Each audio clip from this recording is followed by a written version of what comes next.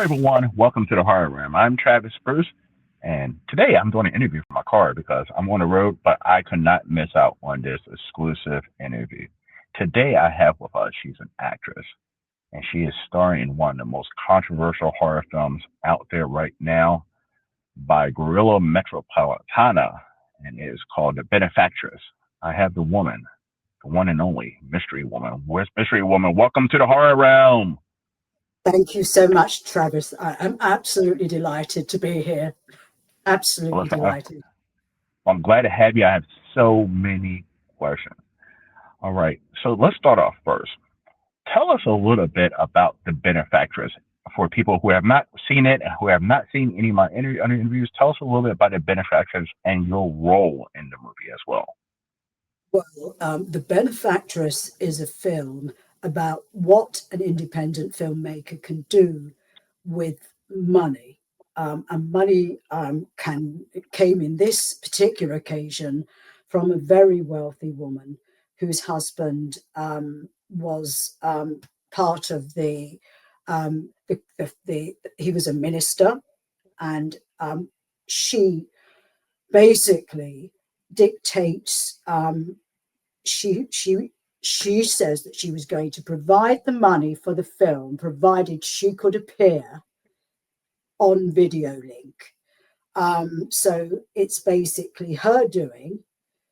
And the benefactress, Juicy X, plays the benefactress, and she, you think, is a good woman, but in fact, she is complicit in the demise of poor women who are drawn into this web of sexual depravity.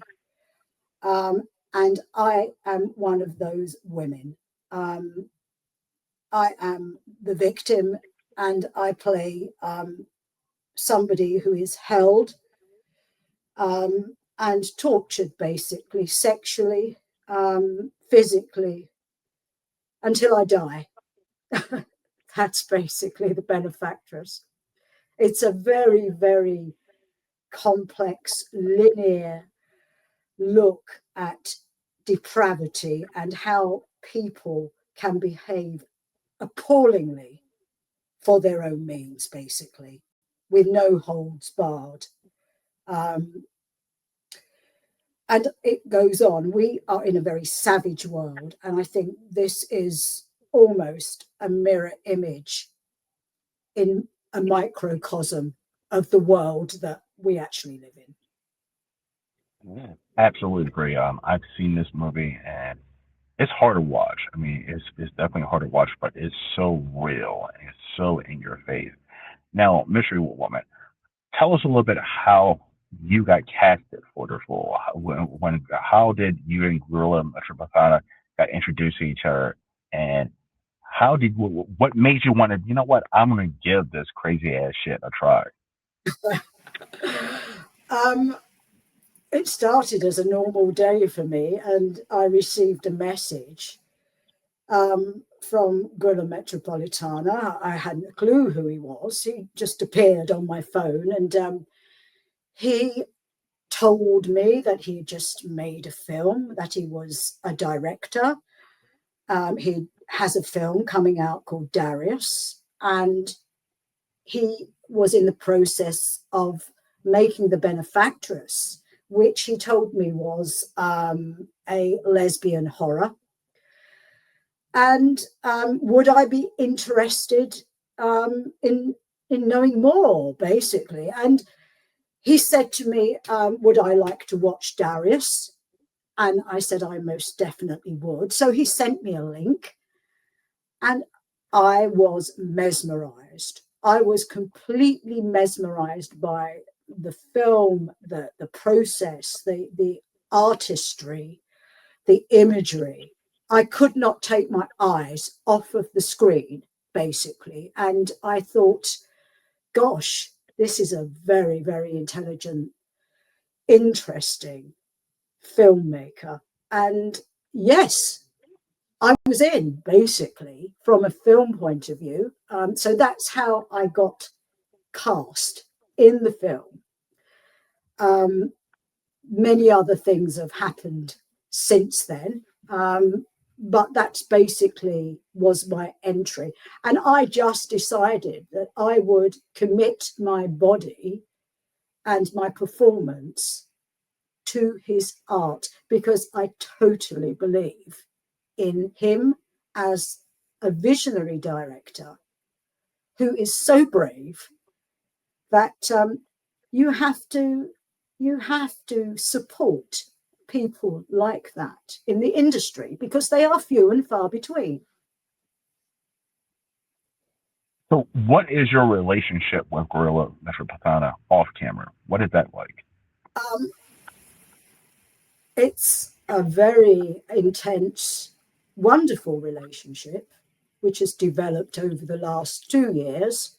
Um, I am his muse, which is a powerful, wonderful thing to be.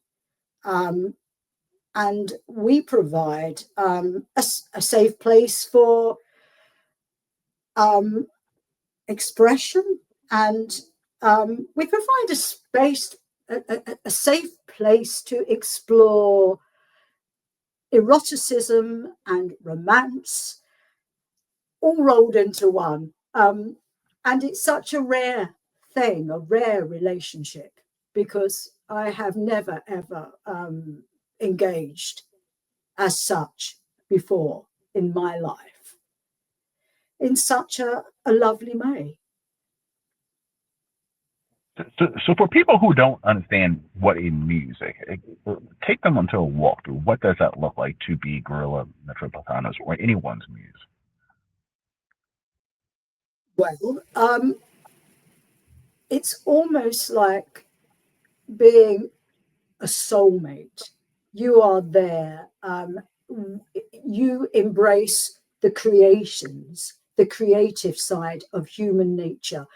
You don't worry about the mundane things in life. Those things do not enter our realm at all. We are focused on beauty, on art, on all the media, all the mediums that evolve around creativity. We have intelligent conversations. We talk about art. We share and teach each other um, new things. We're basically there for each other, and our relationship goes very, very deep. Because this is like unique, um, a unique dynamic, I would say, because in this movie, you and Gorilla are engaging in penetration and sexual activity. Now, was this something before you guys started before the actual movie? Like, did you guys interact in sexual activities? No, we didn't. We being on set. What was the time we met for the first time? Although Wow. we Okay. had engaged sexually prior to that, but remotely. So Okay. we knew a fair amount about each other. We knew who each other were, but we never physically engaged until that first day on set, which is why there was such an electric atmosphere, and one was able to just be in the moment and give everything to creating art, whatever that was, no matter what that was. It was all part of putting the experience and the spirit onto celluloid. Now, I had Juicy X on recently, and she Yes. was explaining to me that she was fully expecting certain things, but there were certain things when they were once again on set and the camera started rolling that it was like, whoa, I was not expecting that. Was there any point? I mean, take us into your mindset when you get on. You see the script, you kind of got an idea on what you're going to be doing in this movie. Was there any part doing this? Because I mean, you're getting your ass beaten in this movie. I mean, and you're getting fucked like whoa. It's pretty hardcore. Take us through the mindset. Was there any point during the filming where you were like, I did not expect that at all? No, no, I was open to anything. I had prepared. We had online meetings, so we knew a rough idea of what we was going to do. We didn't know exactly, and things changed, and improvisation took place, and it was very much in the moment, and it was very, very quick. But I made my mind up to commit 100% to be a texture, to be part of the palette, to be everything that was required to make this film what it was. I mean, Juicy is just phenomenal in this film. Excellent. Absolutely phenomenal. Excellent. You know, she really is phenomenal. Wonderful actress. Now, a mystery woman, isn't it a shame that you won't be fully recognized for your role in this film? I mean, we talk about Juicy X. She does an excellent job in this, and I even brought that up to her. Like, isn't it a shame that, and you do an excellent job as well. Isn't it a shame that you can't fully get recognized for your role in this movie? I mean, just the sheer agony and the pain of the torture. Like, it's such a powerful and disturbing role. But in society, unfortunately, this can be What's something that, allowed? you can be shunned about. Yes, Absolutely. If we lived in a different world where no one was going to judge you for your endeavors to be creative, then that would be one thing. But unfortunately, it's not the case. And it's enough personally for me to know that, yeah, that's me there. I am part of this controversial, unique piece of art. That's enough. So on one side, yes, I agree. It would be lovely to, conduct big interviews and lots of kind of lights and media, but that isn't going to happen. And I'm happy with that because that isn't the world we live in, unfortunately. it is. And unfortunately, now has Mr. been even Sorry, has I've has lost you. have you do you pay attention to the Pardon, could you repeat that? Your sound is dropping out at the end. Sure, sure. Now, do you pay attention to any of the comments? Have you received any fan mail? Um, I mean, is there a way for people to even contact you? No. As mystery woman, no. My role stays within the benefactress. It doesn't seep outside. That's a shame. It's a shame because I'm a huge fan of your Well, work. it is and it isn't. It kind of adds and it confirms mystery woman. She's a Mhm. mystery. She will always remain a mystery. And that's quite beguiling, I think, that we have created this character who only lives within that film. So, okay, so you're on film. It's hot, steamy. It's everything's going crazy. Gorilla hits. Okay, cut. What is that like? What is that conversation like after Juicy has beaten the hell out of you? Completely normal. It's hard to believe, honestly. Possible. I know it must be very difficult to comprehend what that's like, but we just all got along really well. We were very professional, and I must say that Guerrilla as a director is a dream because his mind is so focused. He knows so much what he wants. You're not left flim flamming about wondering if you gave a good performance because you are told what to do and you do it and it's done. So, from that point of view, that's a fantastic thing for an actor. You want to be directed. We all want to be directed. We don't want to be left to decide whether we turn this way or that way, or we do this or we do that, because you end up just feeling dissatisfied with your final performance because you just don't know whether you ever did what the director wanted. So because he directs so religiously and so powerfully, that's fantastic. Because yeah, cause this is a role that I would say 99.9% of actresses, not even actresses, women could not do. Because Gorilla is an interesting character. I love Gorilla, but like you can see, he wants his actors to be 100% submissive and not to ask any questions, to go along with what his creative vision is and Absolutely. what he's seeing. And I just feel like in the year 2025, with the feminist movement and all that stuff, it's almost impossible to find an actress or a woman that is willing to follow a filmmaker's lead that close.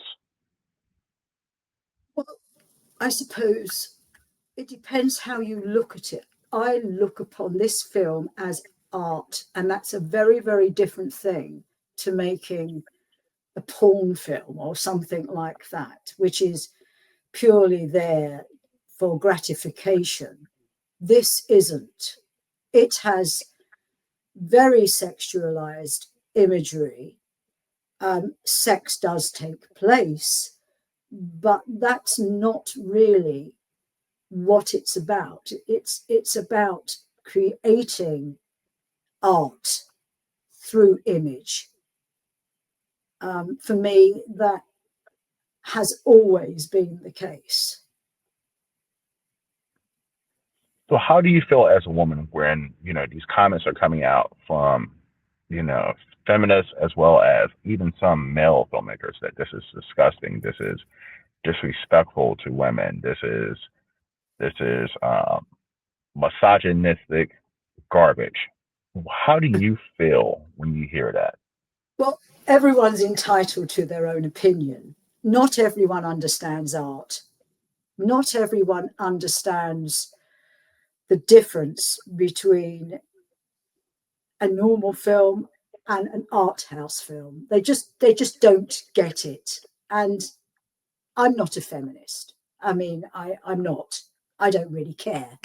And as for male reviewers, I think they need to grow a pair, quite frankly, if they're reviewing films. I mean, you can't call yourself a reviewer and then be picky about whether you watch it or if it upsets you. It's just ridiculous. I mean, there are the thing that really, really upsets me is you can go and see live footage of beheadings, mutilation, blood, gore, horrific murders.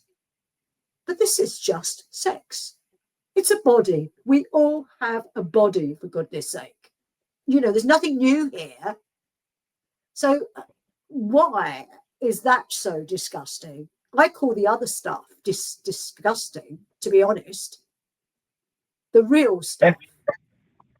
but, I mean, I totally agree with you because, like, if you're a horror fan, like for instance, like I'm a horror fan, I feel like every subgenre of horror, I'm still a horror fan, and this movie was pretty intense.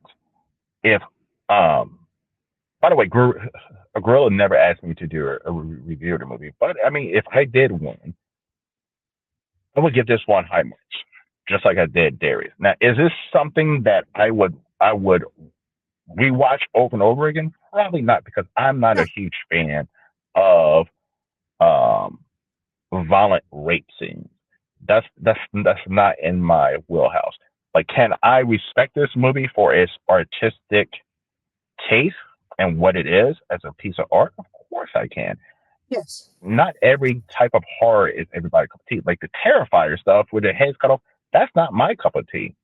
But I can respect this for what it is, and it is horrific. It is one of the most horrific things that can happen in this world is sexual assault against. I mean, when a woman, a man, or child, it is one of the most disturbing things, and it's something that happens in real life.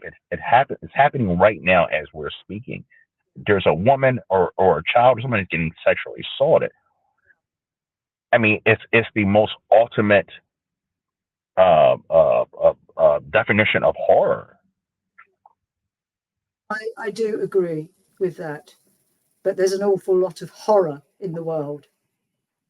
That's very sad, but it's very true.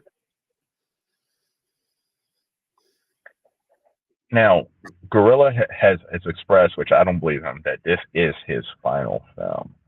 Sadly, yes. Yeah. What? How do you feel about that? Do you think this is going to be his final film? And if it's not his final film, would you ever do something like this again? I would never have made a film like this if it wasn't for Guerrilla. Um, my participation in this film is very deeply rooted in my relationship with him. I would not have done it for another director. And if he did make another film, then most definitely I would be part of that. But I totally understand why he doesn't want to make another film. He doesn't want to um, water down the concentrate by making something less.